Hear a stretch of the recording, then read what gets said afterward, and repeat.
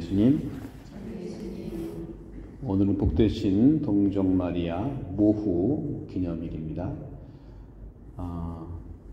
성모님에 대한 공경이 여왕으로 고백했던 시기가 1900년도에 있었는데 1954년에 비오 교황 12세께서 성모 승천 축일 바로 그 다음 22일이죠.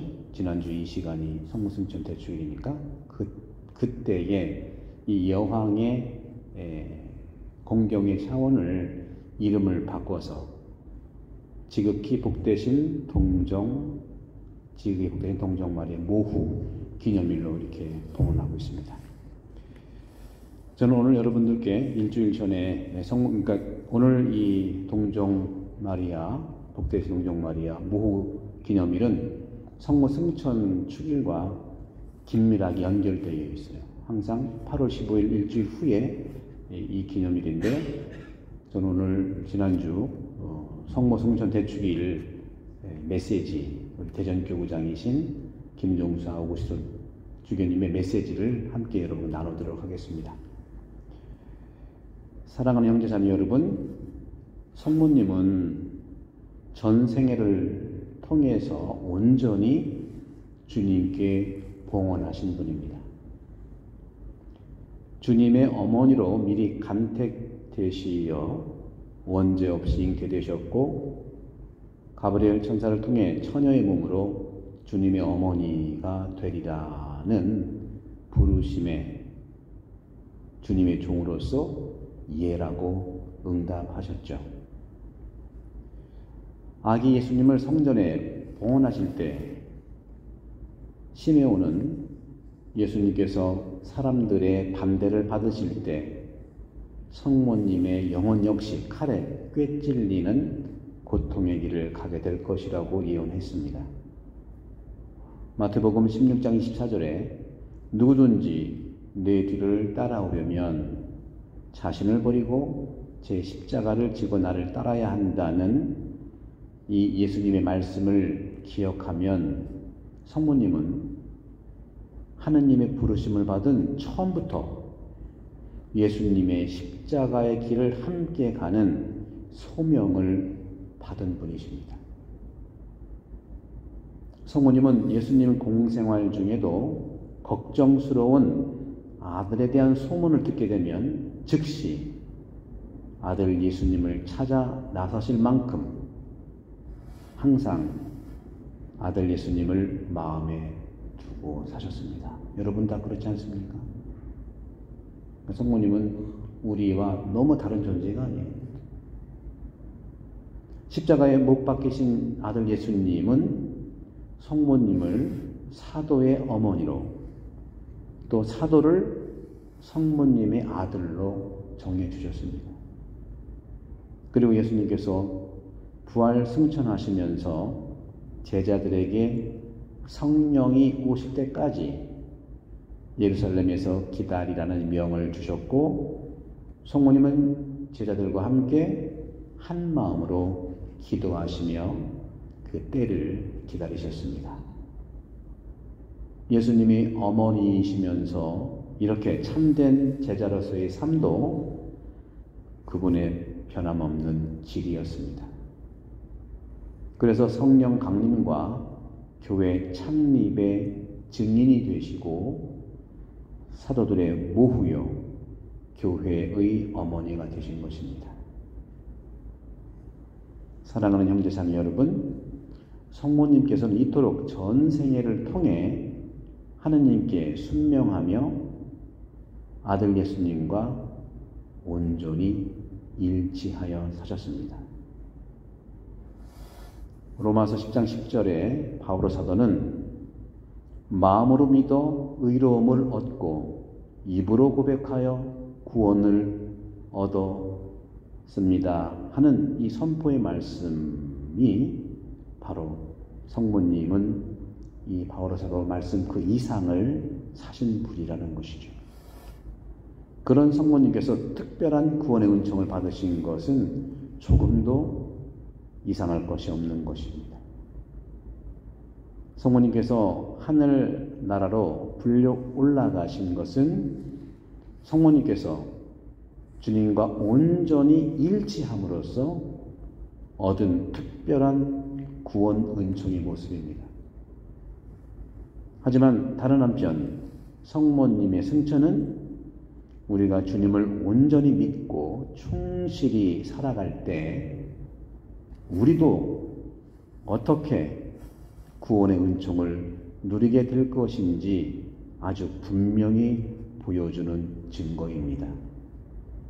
그러므로 우리 모두가 성모님처럼 살고 성모님처럼 구원받을 존재들입니다. 사랑하는 형제자매 여러분, 믿음은 무엇보다 성모님처럼 주님과 일치하여 사는 삶을 말합니다. 우리들도 신앙인이죠. 믿는 존재이잖아요.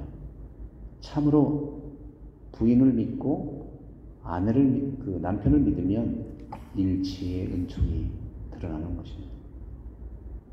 성모님에게는 여러 가지 표현들이 굉장히 많죠. 믿음, 순종, 그것이 열매로 드러나는 일치. 그냥 무조건 이거 없이 일치만 강조하는 게 아니죠. 그리고 주님과 일치를 이루기 위해서 첫째 가는 것은 우리 그리스도교 천주교의 신앙의 중심에 있는 두 가지, 말씀과 성사입니다. 이건 20년 동안 변함이 없는 거예요. 앞으로도 그럴 거고요. 그래서 우리는 모든 그리스도 신자들이 살아가면서 늘 말씀의 영감을 받고 성사의 은총을 충만히 누리시기를 희망하고 기도합니다. 주님은 말씀이시고 영이시기에 말씀은 우리가 만나는 모든 것 안에서 두 가지, 영적이고 육적인 것을 식별하게 도와줍니다. 우리가 매일 많은 수고를 하면서 무엇인가 얻으려고 또 얻으려 애쓰지만 정작 무엇이 필요한지 모르고 헤맬 수 있습니다. 이것이 바른 건지 이게 그런 건지 제대로 가는 건지 헷갈릴 수 있죠. 그러한 우리에게 주님께서 말씀하십니다. 이사야서 55장 2절에 너희는 어찌하여 양식도 못 되는 것에 돈을 쓰고 배불리지도 못하는 것에 수고를 드리느냐. 들어라. 내 말을 들어라. 너희가 좋은 것을 먹고 기름진 음식을 즐기리라. 우리 가톨릭 교회의 신앙은 주님께서 이루신 모든 구원의 은총을 주님 친히 성사로 제정해 주셨다는 것입니다. 우리에게 성사의 은총이 바로 주님께서 말씀하신 좋은 것이고 기름진 음식입니다. 성사의 은총을 누리려는 마음이 신자 여러분 안에 늘 살아있기를 빕니다. 사랑하는 형제자매 여러분, 주님을 믿는 사람은 당연히 주님이 지금 사시는 것처럼 살기를 희망합니다. 성경이 보여주는 주님의 가장 두드러진 모습은 자비입니다.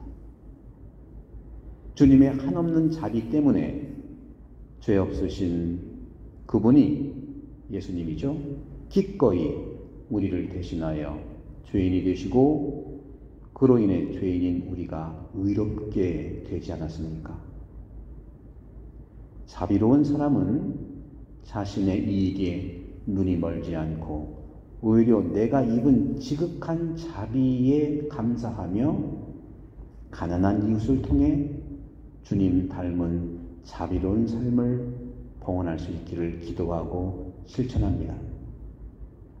우리 주위에 가난하고 고통받는 형제들이 우리와 똑같이 하느님의 사랑을 받는 자녀임을 기억합시다. 그리고 성경이 힘주어 증언하는 하느님의 모습은 평화입니다. 주님의 가장 두드러운 모습은 자비이지만 성경이 힘주어 증언하는 하나님의 모습은 평화이죠. 우리를 위해 죽으시어 하느님과 우리 죄인을 화해시킨 예수님을 가리켜 그리스도는 우리의 평화이십니다. 에베소서 2장 14절 이렇게 선언합니다. 최근 미얀마와 우크라이나 사태로 죄 없는 많은 이들이 희생당하는, 그리고 그로 인해 전 세계 많은 이들이 고통을 받고 있습니다. 가난한 지역일수록 아무런 잘못 없이 더 큰 고통을 당하고 있는 것이죠.